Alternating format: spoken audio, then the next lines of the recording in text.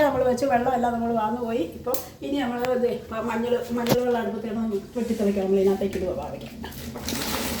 ഇതിനകത്തേക്ക് ഇങ്ങനെ പാവയ്ക്ക ഇടും.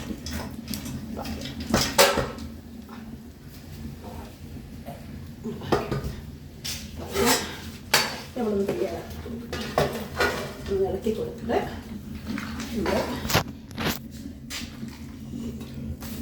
പിന്നെ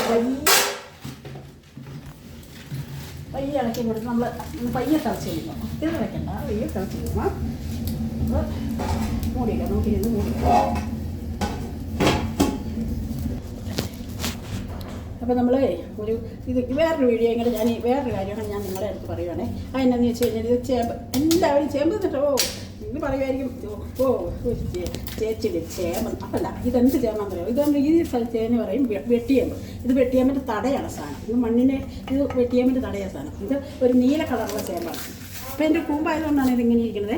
ഇതിൻ്റെ തട നമ്മളിതിൻ്റെ വിത്ത് അങ്ങനെ വലിയ കാര്യമായിട്ടില്ല, എന്നാലും വിത്ത് ഉണ്ടാവും. നമ്മളത് ഈ വിത്ത് ഇതിങ്ങനെ തടയിങ്ങനെ ചെത്തിയെടുക്കും. ഇത് എന്തുമല്ല പൈൽസ്, അതുപോലെ അൾസർ, ഇങ്ങനെയുള്ള രോഗങ്ങൾക്കൊക്കെ ഇത് കാർബോഹൈഡ്രേറ്റ് ഉണ്ട് ഇതിനകത്ത്. എന്നാൽ തന്നെ ഒത്തിരി ഷുഗർ രോഗികളൊക്കെ ഒത്തിരി ഉപയോഗിക്കാതിരുന്നു. എന്നാലും വല്ലപ്പോഴും ഒക്കെ ഇത് കഴിക്കുന്നത് ഇങ്ങനെയുള്ള രോഗങ്ങൾക്കല്ല, പൈൽസ് അതുപോലെ അൾസറുള്ള രോഗികൾ അവർക്കൊക്കെ നല്ലതാണ്. അപ്പോൾ നമ്മളിത് നന്നായിട്ട് ചെത്തിയെടുക്കട്ടെ. ചെത്തിയിട്ടുള്ളത്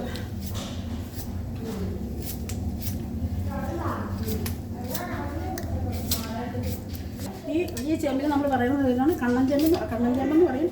ഇത് ചുമലച്ചേമ്പെന്ന് പറയും. ഞങ്ങളിവിടെ ചുമലച്ചേമ്പെന്ന് സാധാരണ പറയണത്. വെട്ടിയേമ്പെന്നും പറയും, ചുമലച്ചേമ്പെന്നും പറയും. പിന്നെ ഇത് പിന്നെ ഒരു കുഴിനിറയൻ ചേമ്പെന്ന് പറയും. ഇത് കുഴി നിറച്ചിങ്ങനെ തട്ടായിട്ടുണ്ടാവും. അപ്പോൾ അതിനകത്ത് വേറൊരു കളറുണ്ട്. ഇതിൻ്റെ അല്ലാതെ ഒരു ബ്രൗൺ കളറുള്ള തണ്ടുള്ളതുണ്ട്. അതാണ് നമ്മൾ വിത്ത് ഉണ്ട്. അതൊക്കെ എനിക്ക് ഉണ്ട്. ഇനി വേറൊരു പറമ്പിലാണ്, അവിടെ ഞാൻ പറിച്ചുകൊണ്ട് വരുമ്പോൾ ഇനി അതിനെക്കുറിച്ച് വീഡിയോ ചെയ്യാൻ കഴിയും. അതൊക്കെ കുറേ ഔഷധങ്ങളുള്ള ചേമ്പുകളാണ് ഇതൊക്കെ. നമ്മൾ സീമച്ചേമ്പ് സാധാരണ കിട്ടുന്ന കടയിൽ നിന്ന് കിട്ടുന്ന സീമച്ചേമ്പുണ്ടല്ലോ, ആ സീമച്ചേമ്പ് ഒത്തിരി ഗുണങ്ങളും ഉണ്ട്, അതിനകത്ത് ദോഷമുണ്ട്. പക്ഷേ ഇതങ്ങനെ ഇല്ലെന്നാണ് പറയുന്നത്. ആയുർവേദ പ്രകാരം നമ്മൾ പഴയ കാലത്തൊക്കെ ആൾക്കാർ ഇത് ഇങ്ങനെ പൈൽസ് രോഗികളൊക്കെ ഇത് കഴിച്ചാൽ നല്ലതാണെന്നൊക്കെ പറയുന്നു. നമ്മുടെ ഇതിൽ നമ്മൾ പറയുന്നു.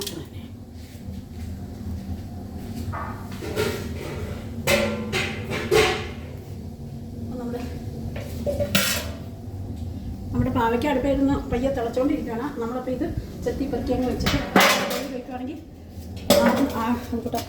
അനന്ന തീയിൽ ആനയും വേവിക്കാമെന്ന് പഴയ കാലത്ത് കാരണന്മാരുണ്ട്. അപ്പോൾ ഇത് ആ അടുപ്പിലേക്ക് തന്നെ വെച്ചാൽ ഇത് ഒരു ട്രിപ്പിന് നമുക്ക് ആ തീയോടുകൂടി വെച്ചിട്ടുണ്ടെന്നുള്ളതാണ്. ഇത് മറ്റേ ചേമ്പ് പോലെ അങ്ങനെ ഒരു കടക്കുന്നതല്ല, ഇതൊരു പ്രത്യേകതയാണ്. ഇത് വെന്ത് കഴിയുമ്പോൾ നല്ല പഞ്ഞി പോലെ കൈ കെട്ടാവും, പഞ്ഞി പോലെ വേവും.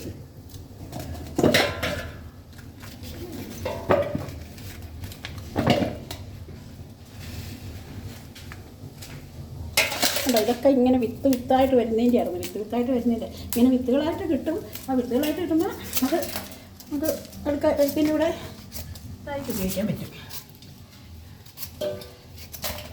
ഇതെൻ്റെ വിത്താണ്. ഇതാണ് വിത്ത്.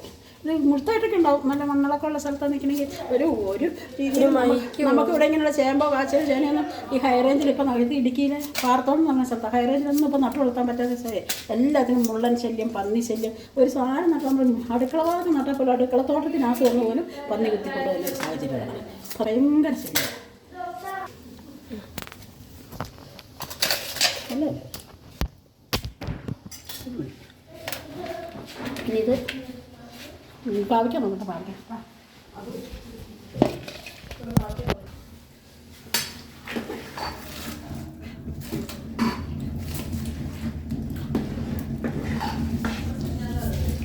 തിളക്കട്ടെ.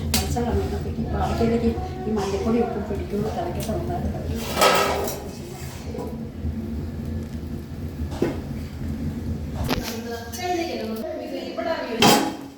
ഇത് തിളച്ചിട്ടുണ്ട്. അപ്പം എന്നാൽ വെട്ടി തിളയ്ക്കുന്നുണ്ട്. കയ്യെ തിള വന്നാൽ മതി.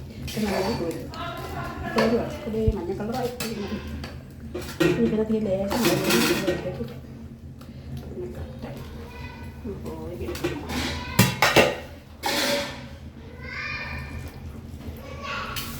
ചാടാതിരിക്കാനുള്ള പണിയാണ് ഞാൻ നോക്കുന്നത്.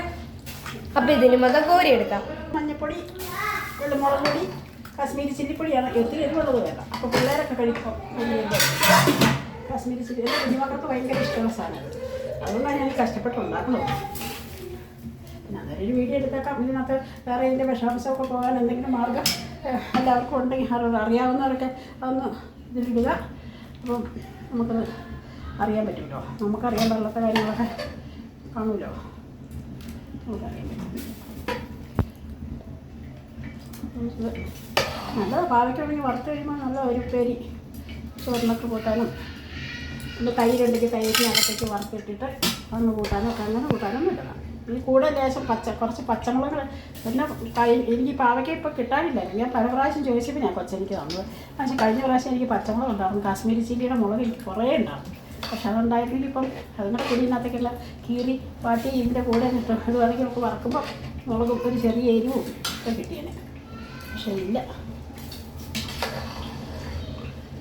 ഒരാഴ്ച മുമ്പായിരുന്നു. എല്ലാം ഈ കാലാവസ്ഥയും ചൂട് വരുമ്പോൾ ചൂട്, തണുപ്പ് വരുമ്പോൾ തണുപ്പ് എന്ന് പറഞ്ഞൊരു അവസ്ഥയാണ്. അത് കാരണം എല്ലാം അങ്ങോട്ട് സക്സസ് ആവുന്നില്ല. നേരത്തെ പച്ചക്കറി അങ്ങനെ കയറുന്നില്ല.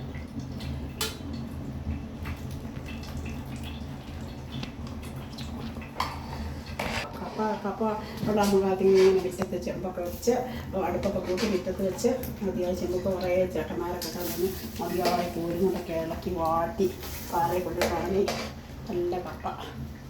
ഇതിനകത്തൊന്നും മായമില്ല, ഒന്നുമില്ല. ഇപ്പം എല്ലാം മായങ്ങളാണ്. വിശ്വസിച്ചിട്ടൊരു ഭക്ഷണം കഴിക്കാൻ പാടില്ലാത്ത ഒരു കാലമാണ്. എന്ത് ചെയ്യും? പലയിന്ന് ഇപ്പം നല്ല ഉണ്ടാവും. പന്നിയും മുള്ളലും കളഞ്ഞ് ഒരു കപ്പ നല്ല കിട്ടും. പാക വാട്ടി വയ്ക്കാണ്. ഒത്തിരി പാവയ്ക്ക ഭയങ്കര ഇഷ്ടമല്ലേ വറുക്കാൻ. നമ്മൾ വാട്ടി വയ്ക്കുന്ന എൻ്റെ കൊച്ചിന് വരെ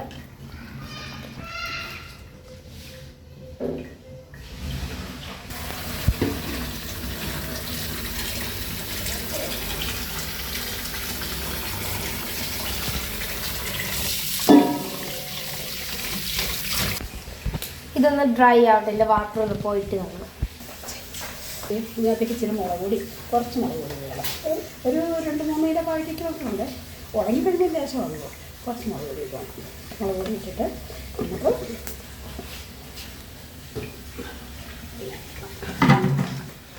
എണ്ണത്തോട് കൂടി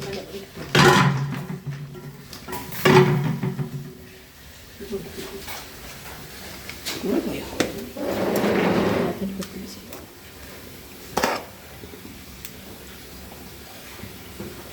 മോനെ വീഴും കാസരെന്നാ.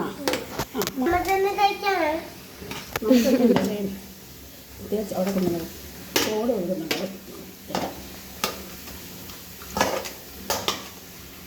ഒന്ന് പോടി വേണം. ഇരുവെള്ളി തിന്നാൻ കഴിഞ്ഞിടത്ത് എഴുതാതെ അങ്ങനെ നല്ലതും കുറച്ച് ഊറ്റി കൂടുതൽ വെള്ളം വെച്ചേ നമുക്കൊരു പായലിടാം. നല്ല പായലുണ്ട്. പായലൊക്കെ വണ്ടി ചെയ്ത് വന്നേക്കണം. ഇതിന് വെൽ മിക്സ് ആയിട്ട് കാണാം.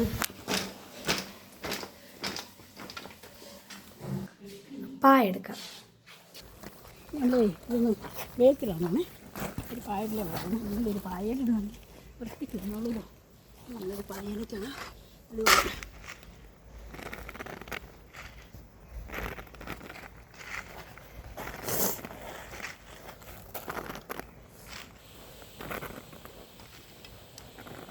ചേട്ടൻ രാവിലെ ഇട്ടുണ്ടായിരുന്നു. രാവിലെ പകുതി ഒക്കെ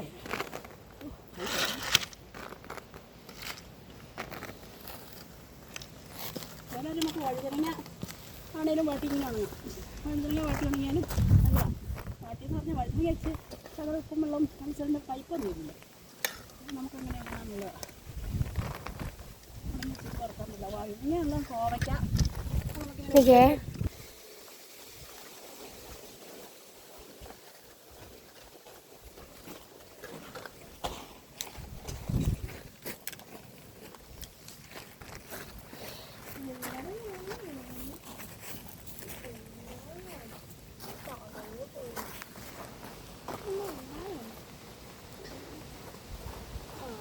ഇതൊരു കാര്യമാണ്. കച്ചവടക്കാരെ പറഞ്ഞിട്ട് കാര്യമില്ല. നമ്മളിത് ഉണ്ടാക്കണമെങ്കിൽ ഇപ്പോൾ മരുന്നടിക്കാതെയോ രാസവളമില്ലാതെ നമ്മളൊരു സാധനം ഉണ്ടാവില്ല.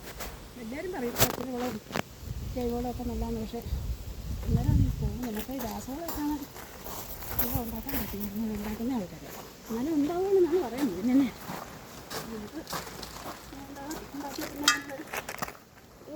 മോനെ അതിനകത്തേക്ക് കല്ല് തെറിപ്പിക്കരുത് കേട്ടോ മോനെ മോനെ അതിൻ്റെ അടുത്ത് മാറില്ല